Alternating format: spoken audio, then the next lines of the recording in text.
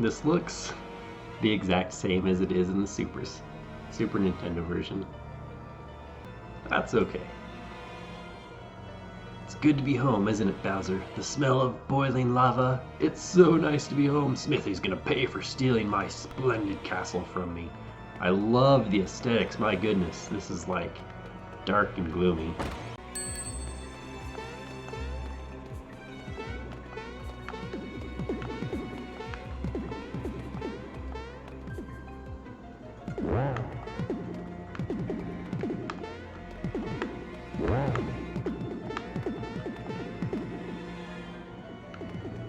Denied. Denied.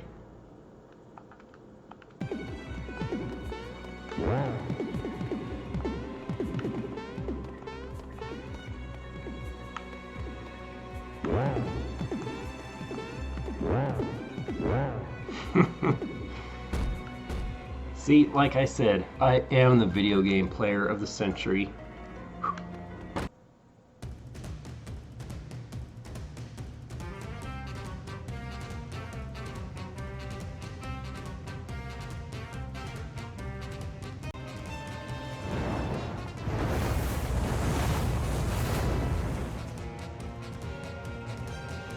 Wasn't that... Okay, they called that Flare, but I think that was the original Corona, which obviously, you know, they would have to edit because we don't want to be talking about that.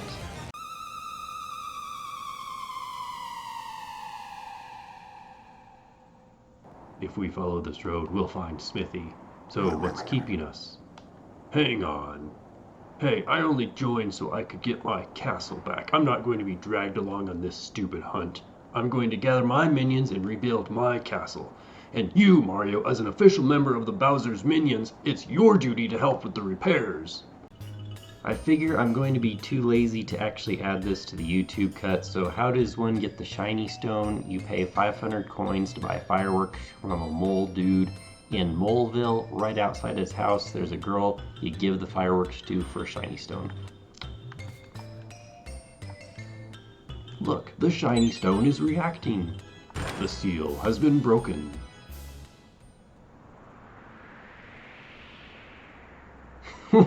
Yes!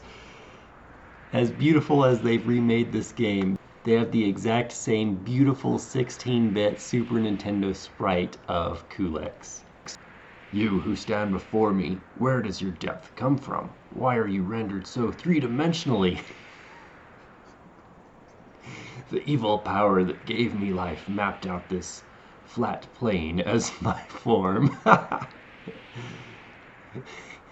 So then, is this all original? Beautiful! There, now you can see the contrast between Super Nintendo graphical capabilities. Remember, this is...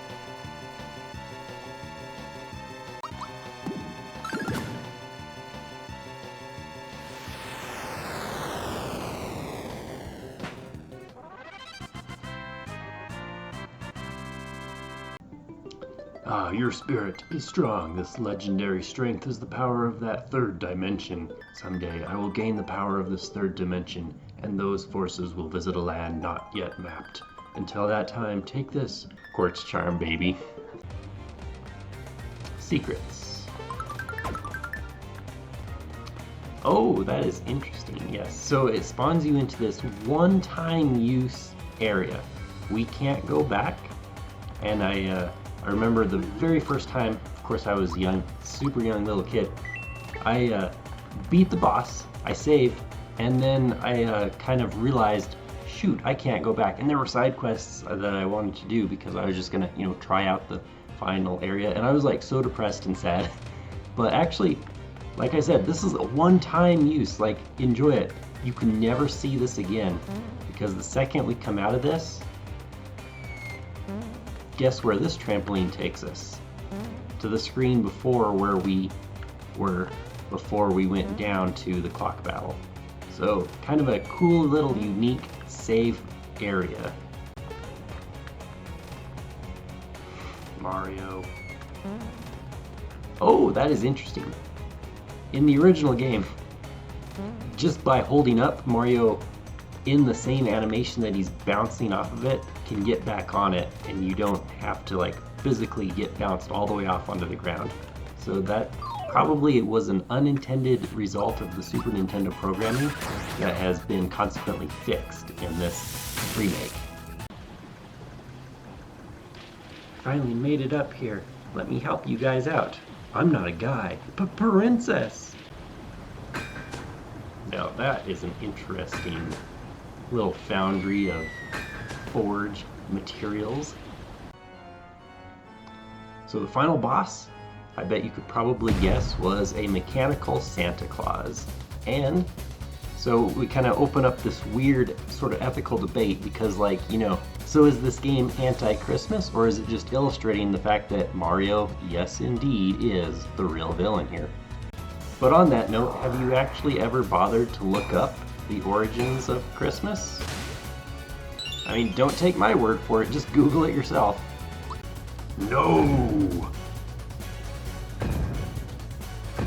Throw a temper tantrum. Yeah, it looks like somebody tripped his trump triggers. And, well, he's throwing a tantrum now. And why, look at what happened because of that. All somebody has to do is say the T word and bam. Mechanical Santa Claus destroys his own factory. It's the things that we love most that destroy us.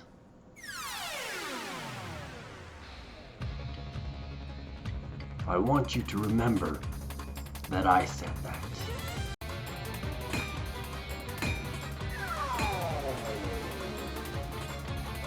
Okay, that actually makes a lot more sense, because in the original game, obviously with limitations on the Super Nintendo hardware, he just, you know, pounds his hammer and then his head changes. But here, he's like, you know, a forge. He uses his forge hammer to shape his head. After all these years, it's explained how that actually makes sense to me. Good job.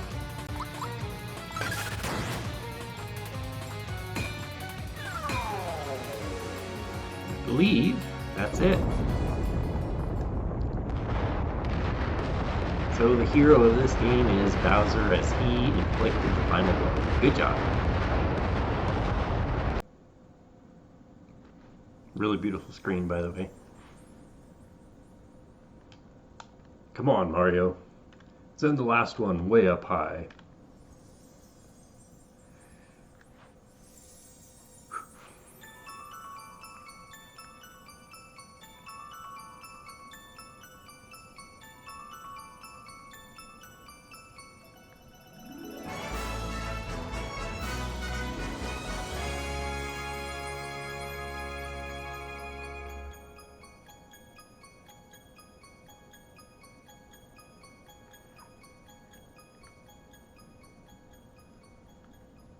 I have bad news for everyone.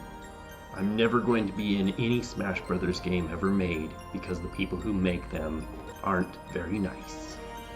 Mario says, "But I don't even like Fire Emblem. They have more Fire Emblem characters than Mario characters." I'm absolutely curious to see how exactly they remade the parade end credits scene.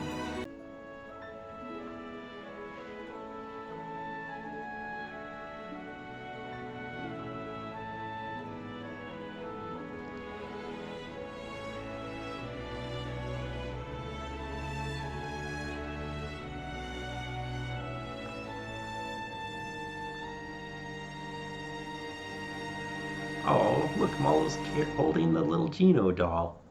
That's so cool.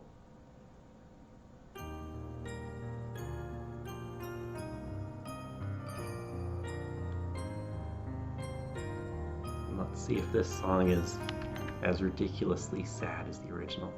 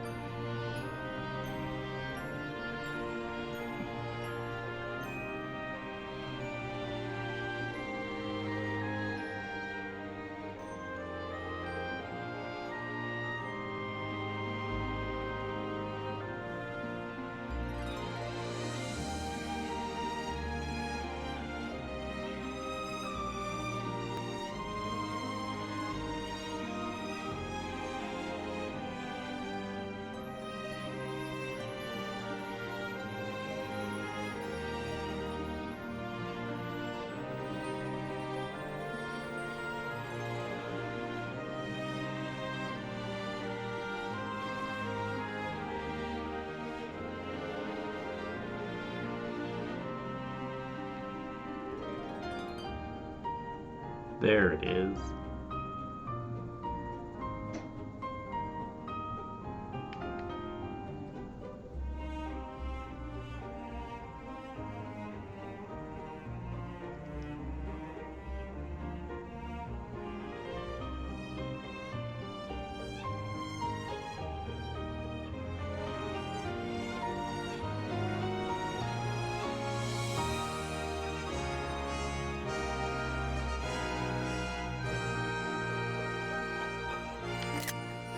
Gonna capture that.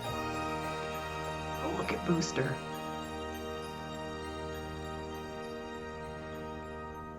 No, thank you for making this amazing game.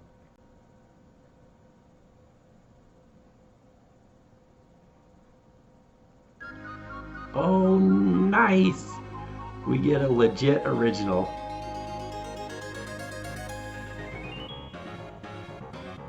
Legit original music too.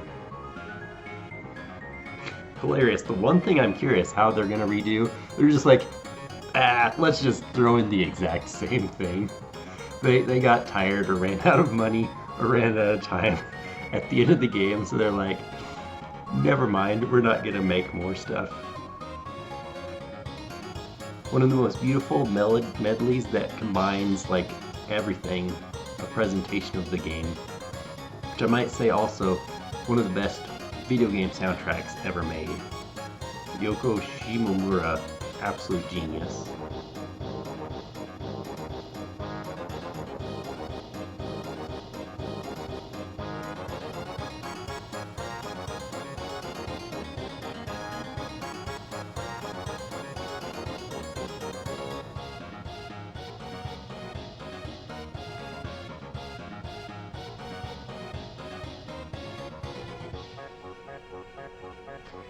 I do think, though, because this is a higher res, right?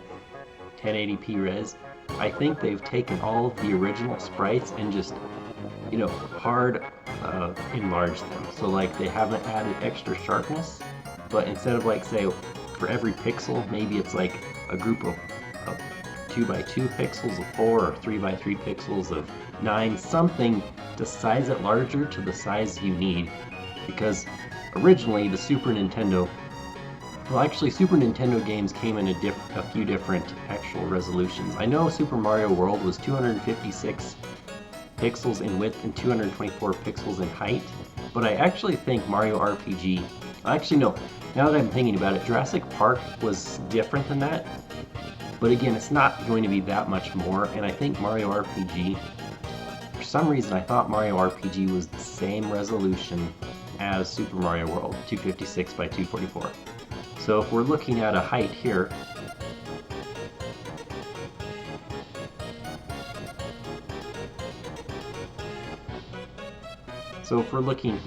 yeah, it's going to be scaled up to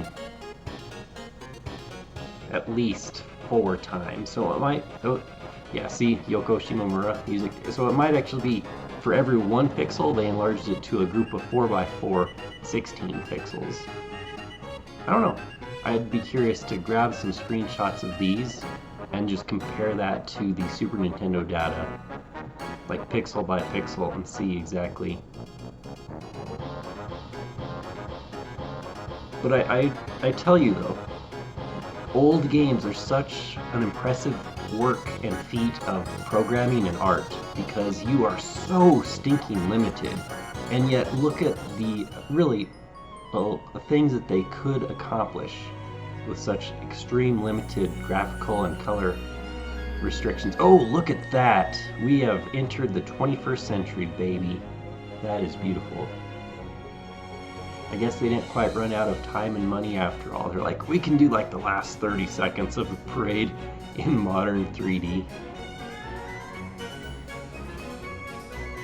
But yeah, when you can just throw, like, virtually no limit in like RAM or storage capacity or processing power, I mean, you can make beautiful works, right? And we're like, the industry wants to push to photorealism and everything, and yet when you go back in time, these super old games are still so artistically beautiful, even though you might think, what in the world could you do with 40 kilobytes of graphics? Or what could you do with like 16 colors of a palette?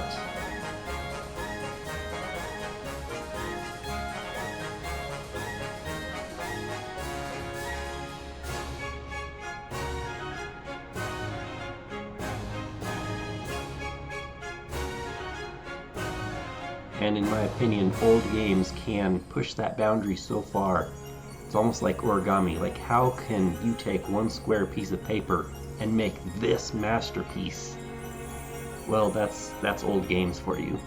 Taking extremely small set of abilities and tech specs and being able to create so much.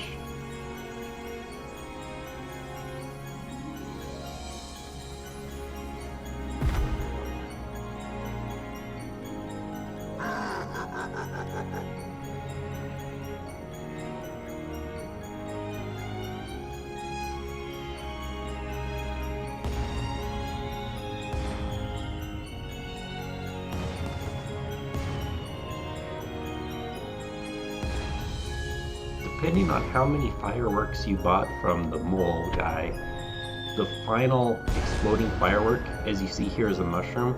In the original, had I bought 5 fireworks for a total of 2,500 coins, it would have been a star. Who knows, it might still be the exact same. This game was extremely faithful to the original, with like obvious changes, additions, improvements, even quality of life improvements, but I mean like very little of it was actually changed. Like, they were very faithful to the original.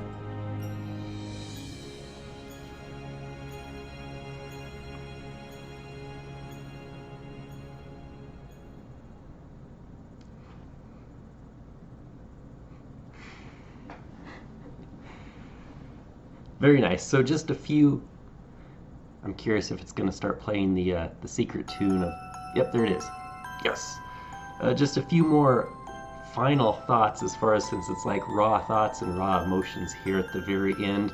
Really great. I love this game. One of the best Super Nintendo games ever made, given a real royal treatment, showing like really modern audiences why is this game so beloved, but without forcing the modern player to play the original Super Nintendo version, or even indeed subjecting them to OMG, like, you know, the 256 color limitation, or like any of the Super Nintendo tech spec limitations. I would say the music, though, one of my favorite video game soundtracks of all time is Mario RPG, and no shade against these remixes, because I would say 90% of the remixes are amazing. Just kind of an example to bring up, I really, even though I absolutely hate the Let's Go Eevee Pikachu games, the Switch remakes and remixes of the original Gen 1 Pokemon Red, Blue, Yellow music is a masterpiece. I listened to the music probably longer than I've played the entire games. I have beaten Let's Go Pikachu and Eevee, and yet I've probably listened to the music more. That's the power of the music. I will say, though, there were a couple that I thought were slightly nerfed in this game. One of my favorite tracks, I would say, is the weapons, or not the weapons factory, not the factory where there is no music, but the final end, this beautiful industrial metal track. The remix kind of seemed to lose a little bit of that, but otherwise, I would say I would loved almost all of the quality of life improvements to this game. I'm not even salty that they've taken out the experience point exploit glitch, or a few of the other unintended, perhaps, things that were a result of the programming or coding or movements. And honestly, this is such a good idea. It reminds me a lot of Grezzo's treatment of, now of course, Zelda Ocarina of Time, Majora's Mask, beautiful masterpiece games, right, for Nintendo 64, but when they got remade for the 3DS, we get to see these amazing masterpiece games with beautiful shiny graphics and in 3D. And I wish they would have remade more Nintendo 64 games like that. However, with this, it gives me hope. I would love to see a Donkey Kong Country 1, 2, and 3 remake take everything from the original, like 98% of the content from the original, and just beautify it in HD with Switch capabilities, possibly adding a few extra ideas and secrets and everything to really showcase why we say like the golden age of video games were in that Sega Genesis Super Nintendo era. That's interesting. It's not even a soft lock. Fascinating. Save your cleared data. Once you do, post game fun will be available.